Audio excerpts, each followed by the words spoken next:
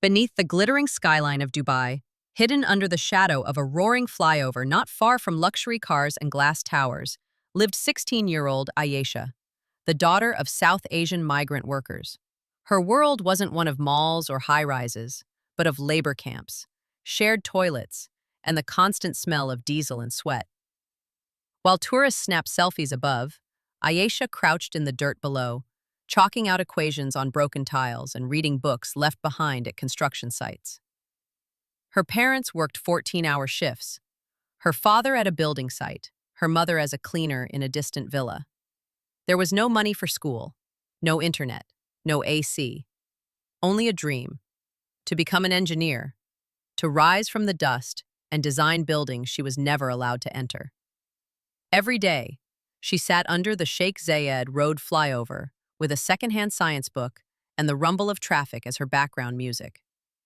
Her friends laughed. "This is Dubai. No one sees us. Dreams don't come true for people like us." But Ayesha believed differently. She borrowed a broken tablet from another cleaner's daughter and connected to public Wi-Fi outside a coffee shop, watching physics lectures late into the night, standing because there was no chair. She taught herself mathematics by solving problems on the back of discarded delivery boxes. When her father fell ill and lost his job, she nearly gave up, working as a house help part-time just to survive. But one day, an Emirati woman, noticing her studying while waiting for a bus, sat beside her and asked, "What are you reading?" That moment changed everything. The woman was an engineer herself, and when she heard Ayesha's story, she promised to help. She found her a tutor, helped with exam registrations, even got her a laptop. Ayesha studied between shifts, her textbooks wrapped in plastic to keep out the sand and sweat. She applied for a scholarship entrance exam in Dubai, competing with private school students from around the world. She had no coaching, no formal schooling after age 12, and yet, she passed. When the result came, Ayesha didn't scream or cry. She sat quietly under the same flyover and smiled. Because in a city of golden glass, she had built something greater: hope. But even heroes have breaking points. One night, after an exhausting 16-hour day, cleaning homes, walking miles, and studying with throbbing eyes, Ayesha collapsed under the flyover from dehydration. Her books spilled into a puddle. She woke up in a government clinic, alone. That night, for the first time, she whispered to the ceiling, "Maybe they were right. Maybe this is all I'll ever be." But then she looked at her mother, sunburnt, sleepless, but smiling through cracked lips, who simply said, "If you give up, it's all been for nothing." That moment stitched fire back into Ayesha's bones. She realized her struggle wasn't just for herself. It was the silent rebellion of every underpaid, unseen worker whose dreams were buried beneath their uniforms. And so she got up, dusted herself off, dried her wet notes, and kept going. One equation, one essay, one tear at a time. Years later, Ayesha would become what she had once only imagined: an engineer designing bridges across the UAE. But she didn't forget the shadows she came from. Every Friday, she visited the same flyover where she once studied, now with a whiteboard, free notebooks, and a group of children just like she had been. Some call it a miracle. She calls it responsibility. She started a small learning center in Al Quoz for migrant children, funded from her own salary. Her motto was simple: if we were born invisible, then we must build windows where there are none.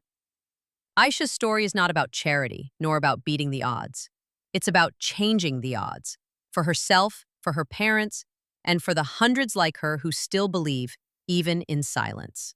Under that same flyover where she once studied alone, dozens of children now read aloud, their voices echoing not just off the concrete, but through a city that finally listens. A few years after securing her place in the engineering world, Ayesha was invited to speak at an international education conference held in Dubai, the same city where she had once hidden behind concrete pillars with a borrowed notebook.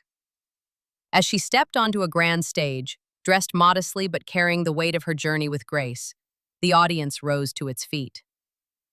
Among diplomats, educators, and CEOs stood a girl who once studied using torn pages under neon traffic lights.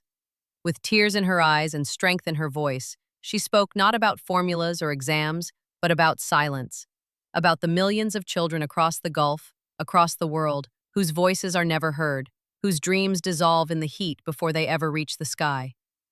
She ended her speech with words that silenced the grand hall. I didn't rise above the flyover to escape the slums. I rose so I could build ladders back into them.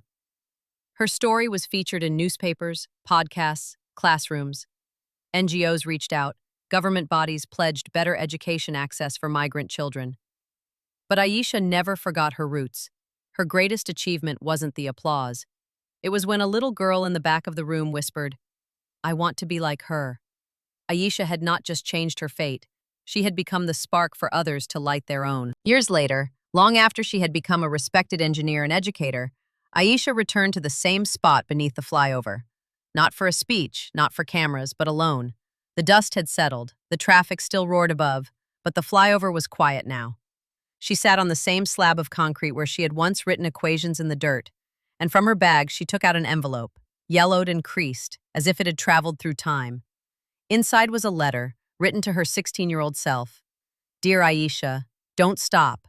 They will laugh, they will ignore you, they will forget you, but you must not forget who you are." She placed the letter in a small metal box, sealed it, and gently buried it beneath a loose tile. It wasn't for her. It was for the next child who might one day find it. Ayesha understood something now. She hadn't just broken barriers. She had become a guidepost, a whisper in the wind for those still wandering in the dark. She stood up, wiped a tear, and looked toward the skyline she once feared she'd never reach. It no longer intimidated her, because now it included her. The flyover had once been her ceiling. Now it was just a memory below her feet.